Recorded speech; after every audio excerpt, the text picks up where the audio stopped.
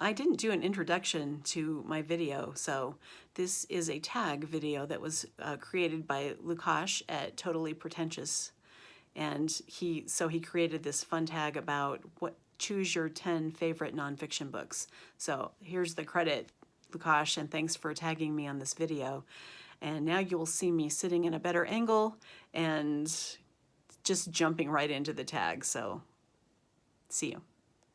The first book I want to talk about in my top 10 nonfiction books is, this one's called Style, 10 Lessons in Clarity and Grace, and it is by Joseph M. Williams from the University of Chicago. And I got this in a writing class in college. It has a copyright of 2000. I was just graduating from college in 2000 because I went late in my life. But what I remember about this book, and I still kept it and I still love it, although I haven't looked at it in a long time, is that it really, really made sense to me, the writing lessons that are in here about how to emphasize the weight of your message and what part of the sentence to put it in, and how to balance clauses and how to make your writing flow and actually make sense and not use non-qualifying words. And so if you're a writer, prospective writer, this book can only make your writing better. The next book is Orality and Literacy, The Technologizing of the Word by Walter J. Ong, who was a university professor of humanities and professor of humanities in psychiatry at St. Louis University in Missouri. And I believe he was a Jesuit priest, or a Jesuit. The point of this book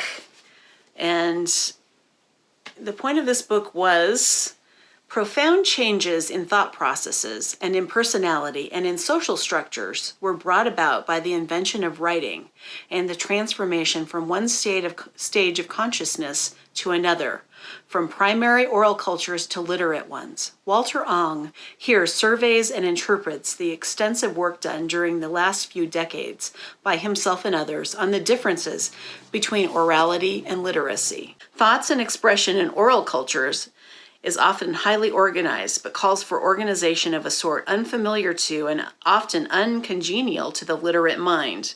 This organization is basically formulaic, structured in proverbs and other set expressions. It is aggregative. That is a terrible word. It is aggregative rather than analytic, participatory rather than distanced, situational rather than abstract. Literacy, it is now clear, transforms consciousness, producing patterns of thought which to literates seems perfectly commonplace and natural, but which are possible only when the mind was devised and internalized, made its own, the technology of writing. So anyway, this is a really fascinating book that I used when I was coming up with all my ideas for my final project in my grad school program.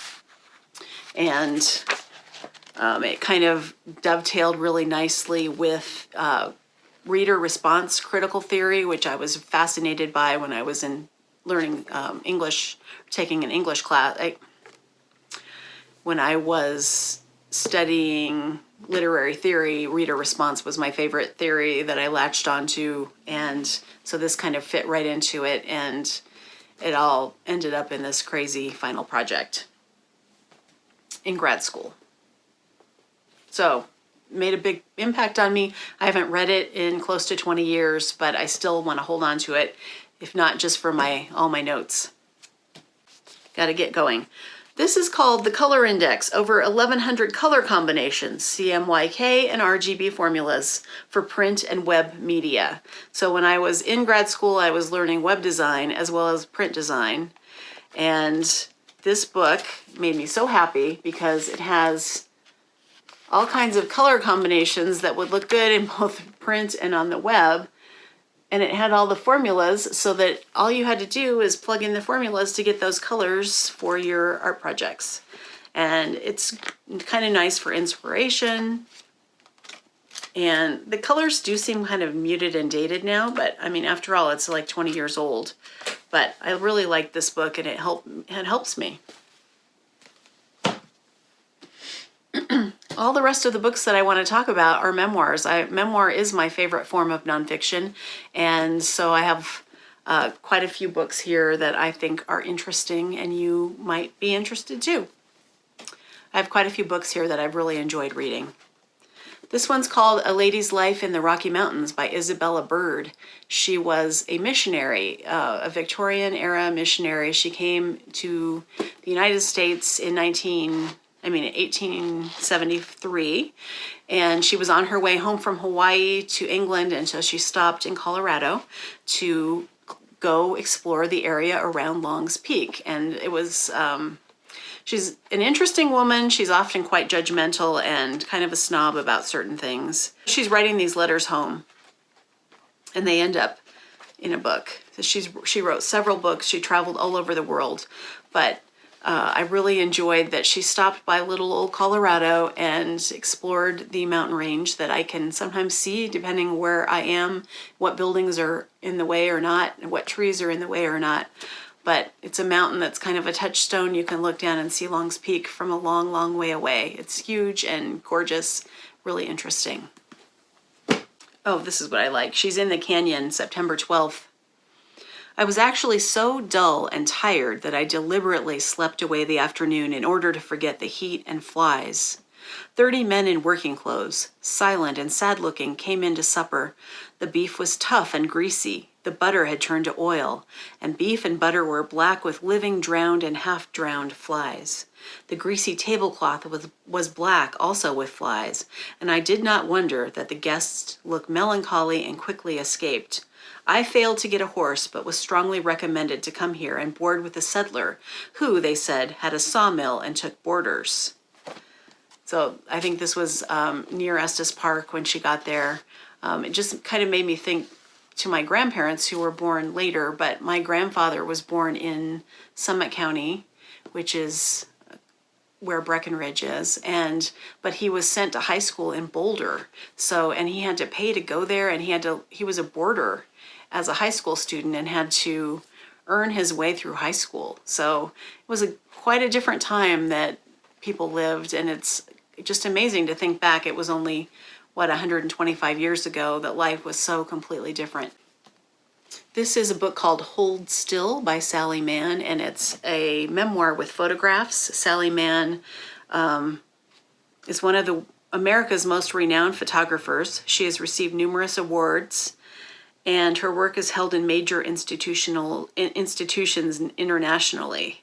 She's written many books of her collections of photographs, and she has faced some criticism because some of her subjects in her earlier photographs were her children, and it wasn't that she was just taking portraits of them, but she was staging them in macabre ways, and there's a lot of interesting speculation about what her children thought about being used in that way in photographs through the years. She also took landscape photography. She went to a body farm where scientists were studying decomposition.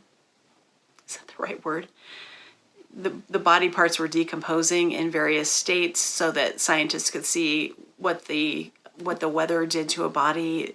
It's very gruesome, but there are photographs in here. She also explores race in the South and her family's complicity. So many things, and the writing was really good. I loved this book. I thought it was something I will remember for a long time, and they did a beautiful job with the edition. I have Speak Memory by Vladimir Nabokov. I really like his sensibility and his writing talent, and this book is a memoir of his youth before he came to the United States. He was born in Russia, and he had a very kind of elevated and I would say aristocratic upbringing before his family had to flee Russia when the communists came. This is kind of a famous opening.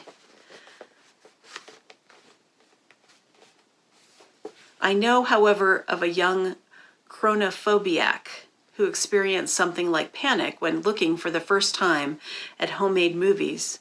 that had been taken a few weeks before his birth. He saw a world that was practically unchanged, the same house, the same people, and then realized that he did not exist there at all, and that nobody mourned his absence. He caught a glimpse of his mother waving from an upstairs window, and that unfamiliar gesture disturbed him as if it were some mysterious farewell.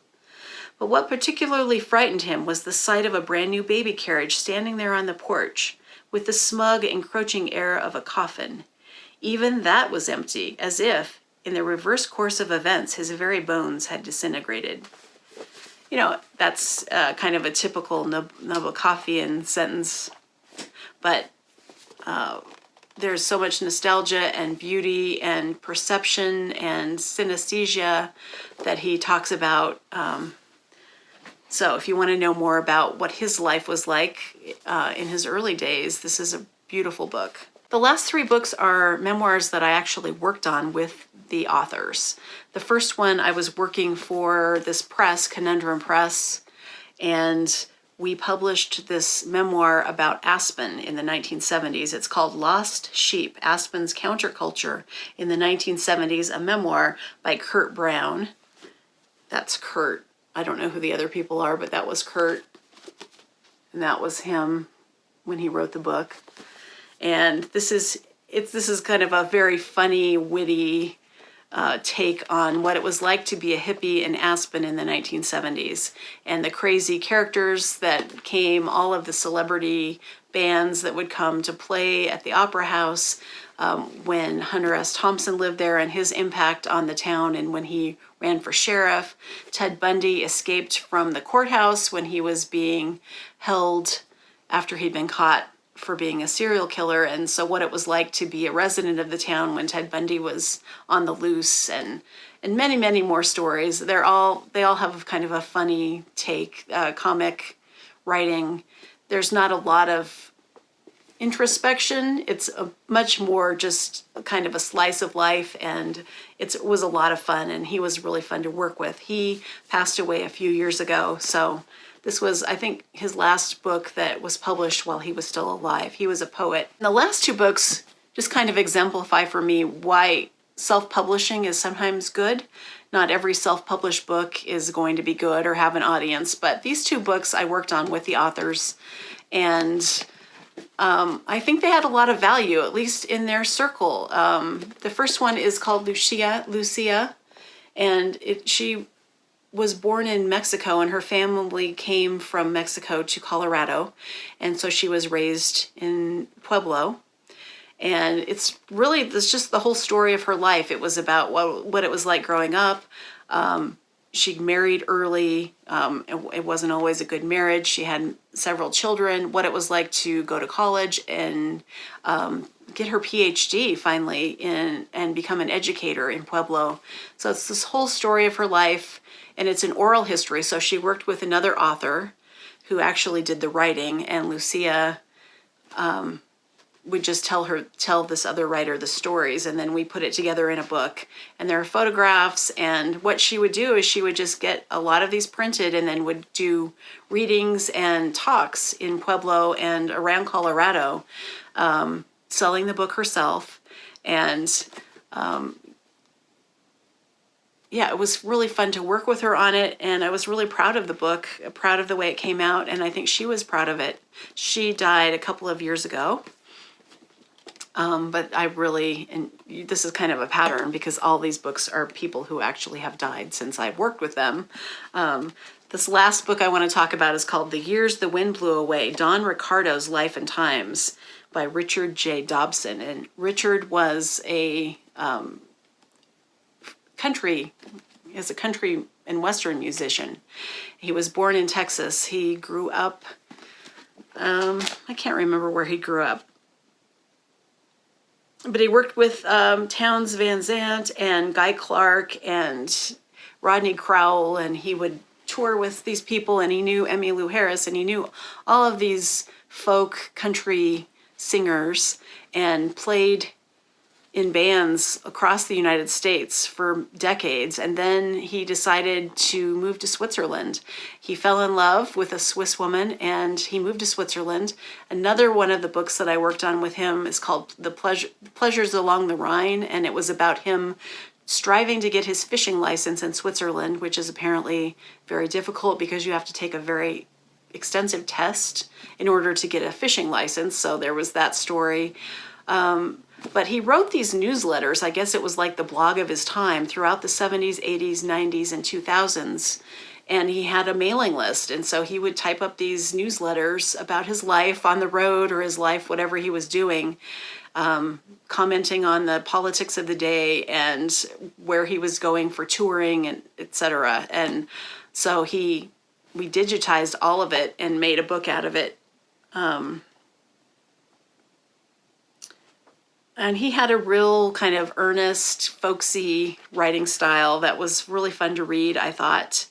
And yeah, definitely he will be missed. He was a really interesting character in the whole music scene of his time. And his wife, Edith, misses him a lot, still posts a lot about him on Facebook. And anyway, this sold well for him. And so I guess that's all I really want to say about it. But yeah, I've had a lot of valuable experiences working with different authors on different kinds of books over the years, and it's been one of the fun parts of my life after I got out of grad school. So that's really all I have to say about these books right now, but I enjoyed the tag. You should do it if you'd like to do it. It gives you an opportunity to pontificate about things you like. And yeah, I will see you in the next video. Bye.